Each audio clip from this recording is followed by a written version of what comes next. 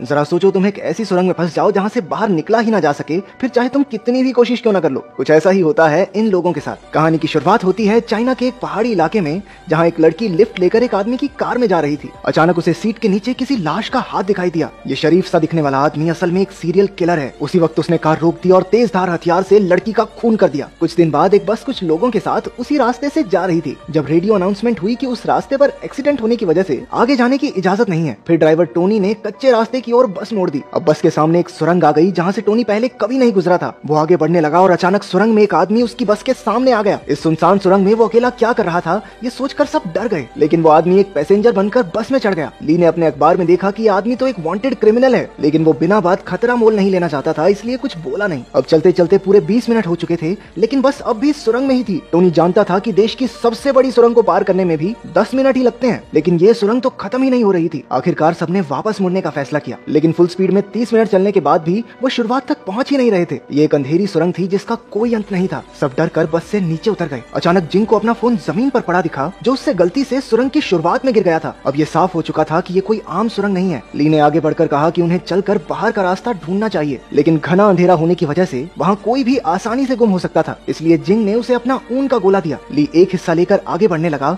और दूसरा हिस्सा वोंग नाम के एक दूसरे पैसेंजर के पास था। तभी सुरंग वाले अनजान आदमी ने कहा कि वो भी ली के साथ चलेगा। उस आदमी का नाम चियान है। कुछ देर बाद वहाँ धुंध पड़ने लगी और बस के लोगों को दूर से दो आदमी उनकी तरफ आते दिखाई दिए। सब उनका सामना करने को तैयार थे, लेकिन ये कोई और नहीं बल्कि ली और चियान ही थे। वो सुरंग बिल्कुल सीधी थी, लेकिन फिर भी न जाने कैसे लोग घूमकर एक ही जगह पहुंच जाते थे। अब वो फंस चुके थे, इसलिए ली ने सारी खाने पीने की चीजें सभी लोगों में बांट दी। अब चारों आदमी फिर से रास्ता ढूंढने निकले, जबकि औरतें और बच्चे बस में ही रुक गए। थोड़ी देर बाद जिंग ने देखा कि सिर्फ 30 मिनट में ही उनकी बस पर धूल जम चुकी थी। घबराकर उसने सबको उठाया और बस से बाहर ले आई। उधर चारों आदमी भी एक बार फिर से वहीं पहुंच गए। टोनी ने देखा कि उनका खाना भी एकदम सड़ चुका था। इसका मतलब ये था कि इस भूल भुलैया में समय भी असली दुनिया के मुकाबले ज्यादा तेजी से बढ़ रहा था। उन्होंने बस में देखा तो उन्हें पूरी सुरंग का एक नक्शा दिखाई दिया, जो न जाने कौन वहाँ पर रखकर चला गया था। ली ने नक्शा समझने की कोशिश की, लेकिन उसी वक्त लाइट चली गई और अचानक ली भी गायब हो गया। वहाँ खून के निशान थे, जिसका पीछा करते करते सब एक खोखली दीवार तक पहुँच गए। उसे तोड़कर वो एक अजीब से कमरे में पहुंचे, जहाँ बहुत से गुम हो चुके लोगों की तस्वीरें थी। वहाँ पूरी जगह का इंजीनियरिंग डायग्राम पड़ा था।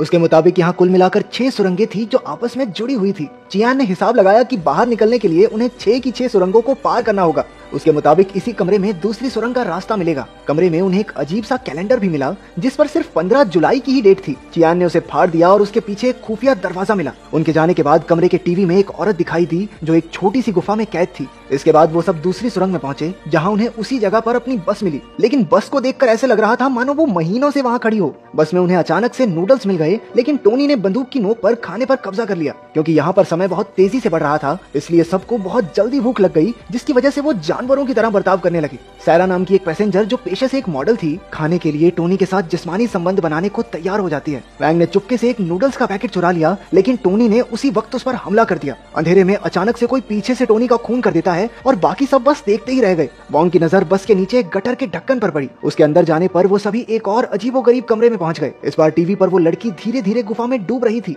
ग्रुप को एक बार फिर वही कैलेंडर दिखा, जिसके पीछे एक और खुफिया दरवाजा था। उसे पार करके अब वो तीसरी सुरंग तक पहुंच गए थे। ये सुरंग पहले से बहुत अंधेरी और सुनसान थी। यहाँ भी बस मौजूद थी, लेकिन उसमें सांप भर चुके थे, मानो बस वहाँ सालों से खड़ी हो। अचानक वैंग ने बंदूक निकाल ली और कहने लगा कि जब जब कोई मरा है, उन्हें खुफिया रास्ता मिला है, इसलिए यहाँ से सही सलामत बाहर निकलने के लिए अगर उसे उन सबकी जान भी लेनी पड़े तो वो ले लेगा। उसने जिंग के हाथ से चियान के कंधे पर गोली चलवा दी। उसने उनके साथ आए दोनों बच्चों को कमरे में ले जाकर पीटना शुरू कर दिया और फैंग को गोलियों से भून दिया। उसने सैरा को भी गला दबाकर मारने की कोशिश की, लेकिन उससे पहले ही किसी ने पीछे से आकर उसका काम तमाम कर दिया। उसकी मौत के बाद अब उन लोगों को एक और खुफिया रास्ता मिला, जो चौथी सुरंग में खुलता था। अभी जिंग नाम की वो औरत जो प्रेग्नेंट थी, उसकी डिलीवरी का समय आ गया और सैरा और चैन मिलकर बस की तलाशी लेने लगे। ये सुरंग लोगों का मानसिक संतुलन बिगाड़ देती है, इसलिए सैरा को अजीबोगरीब लोग दिखाई देने लगे। डर कर वो बस से बाहर भागी, लेकिन उसके चारों ओर लाशें ही लाशें थी। वहीं उसे एक शीशा दिखा और उसमें देखते ही किसी ने उसे पीछे से मार डाला। चियान, जिंग और पार्क आगे बढ़ने लगे, लेकिन रास्ते में ही जिंग का बेटा मर गया। अचानक जिंग ने अपना मानसिक संतुलन खो दिया और एक चाकू से चियान को भी मार डाला।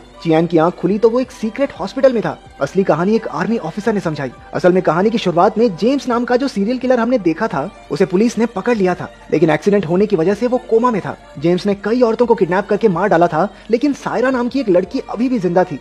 लेकिन जेम्स के अलावा कोई नहीं जानता था कि वो कहाँ है। उसके कोमा में होने की वजह से उन्होंने एक साइकोथेरेपिस्ट को जेम्स के दिमाग में भेजकर लड़की का पता लगाने का फैसला किया। ये साइकोथेरेपिस्ट चियान ही था और असल में वो लड़की सायरा चियान की ही पत्नी है। यानी कि अब तक जो कुछ भी हुआ वो सिर्फ जेम्स के दिमाग में चल रहा था, जो हमने चियान की नजरों से देखा। उसे अब तक यही पता चल पाया था कि उसकी पत्नी किसी नदी के आसपास कैद है, लेकिन तेज बारिश की वजह से अगले 36 घंटों में नदी के आसपास की सारी गुफाएं पूरी तरह पानी से भर जाएंगी। चियान ने आर्मी ऑफिसर को उस बार बार दिखने वाली तारीख 15 जुलाई के बारे में बताया। ऑफिसर ने कहा कि इसी दिन जेम्स के माँ बाप की मौत हो गई थी। उसकी माँ का एक ड्राइवर के साथ चक्कर था जिसका पता उसके बाप को चल गया था। उसकी माँ ने अपने पति को मारकर अपनी भी जान दे दी थी। असल में जेम्स खुद एक टनल इंजीनियर है, इसलिए जब वो कोमा में गया तो उसने अपने दिमाग में एक खतरनाक सुरंग बनानी शुरू कर दी, जो उसके दिमाग की तरह ही एक भूल भुलैया थी। चियान का मकसद था सुरंग में जाकर जेम्स को बाहर निकालना ताकि वो कोमा से बाहर आ जाए, लेकिन उस हत्यारे का दिमाग इतना पेचीदा होगा ये उसने कभी नहीं सोचा था। उसके दिमाग में मौजूद बस में बैठे सभी पैसेंजर्स दरअसल उसकी जिंदगी के अलग अलग पहलू हैं। सबसे अच्छा था ली,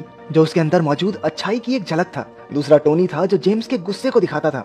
वैंग जेम्स के दिमाग में उसके पिता की पर्सनैलिटी थी, क्योंकि जिस तरह वो बाकी सबको मार रहा था असल जिंदगी में भी वो उसकी माँ को मारा करता था। और सैरा एकदम उसकी माँ के जैसी थी। उसकी माँ भी एक मॉडल थी और असल जिंदगी की तरह उसके दिमाग में भी उसका एक ड्राइवर के साथ अफेयर शुरू हो जाता है। वो प्रेग्नेंट औरत जिंग उसके एक सपने की तरह थी, क्योंकि वो हमेशा से चाहता था कि उसकी माँ बिल्कुल वैसी हो, लेकिन वो भी उसके दिमाग में जेम्स की बुराई को बदल नहीं पाई और मारी गई। आखिर में बच्चे वो जुड़वा बच्चे जेम्स के बचपन को दर्शाते थे, लेकिन वहाँ कोई और भी मौजूद था जो बस में नहीं था, वो जिसने छुपकर ली, टॉमी और वैंग का कत्ल कर दिया था। अगले दिन चियान एक बार फिर से जेम्स के दिमाग में दाखिल हुआ।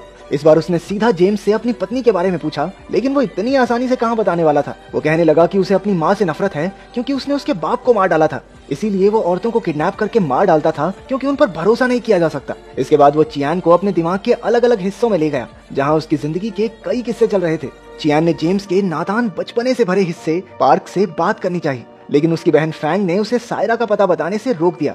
इसके बाद चियान एक सिनेमा हॉल में पहुंचा, जहां आखिरकार उसे सुरंग में हुए कत्ल करने वाला आदमी मिला। ये कोई और नहीं बल्कि चियान खुद ही था। इसका मतलब था कि जेम्स का दिमाग इतना शैतान था कि जो भी उसमें झांकता वो खुद भी एक कातिल की तरह सोचने लगता। शैतान चियान ने बताया कि वो सायरा को बचाना नहीं चाहता, इसीलिए उसने एक एक करके सुरंग में सबका खून कर दिया और नए जन्मे बच्चे को भी मार डाला। इसके बाद वो असली चियान को एक अंधेरी जगह पर ले आया, जहां उनका आखिरी मुकाबला होगा। जल्द ही जबरदस्त लड़ाई शुरू हो गई, लेकिन जैसे ही असली चियान जीतने वाला था, एक और शैतान चियान वहां आ गया, जिसका सीधा मतलब ये था कि शैतान कभी मरेगा नहीं। उधर बारिश काफी तेज हो रही थी और पानी अब सायरा की गर्दन तक पहुंच चुका था। तभी असली चियान के दिमाग में एक आइडिया आया, अगर वो अपनी जान दे दे तो उसके साथ साथ उसकी बुराई भी खुद ब खुद मारी जाएगी। उसका प्लान काम कर गया और जेम्स के दिमाग से बुराई का नामो निशान मिट गया। इसके साथ ही हॉस्पिटल में जेम्स कोमा से बाहर आ गया और उसने तुरंत पुलिस को सायरा का पता बता दिया। आखिरकार सायरा को तो ऐन मौके पर बचा लिया गया, लेकिन चियान कभी नहीं उठा। वो अब उसी सुरंग में हमेशा के लिए कैद हो चुका।